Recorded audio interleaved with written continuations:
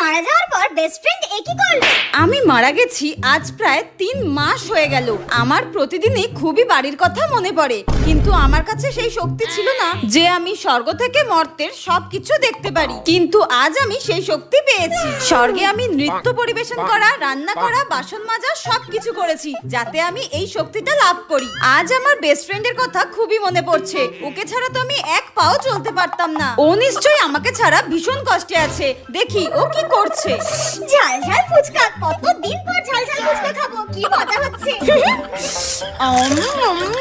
ফুচকার সাথে কাঁচা লঙ্কা কামড় দিয়ে সেই স্বাদ, দারুণ। এটা আমি কি দেখে ফেললাম? আমি মরেছি মাত্র 3 মাস হয়েছে, এর মধ্যেই আমার বেস্ট ফ্রেন্ড আমাকে ভুলে গিয়ে ঝাল ঝাল ফুচকা খাচ্ছে।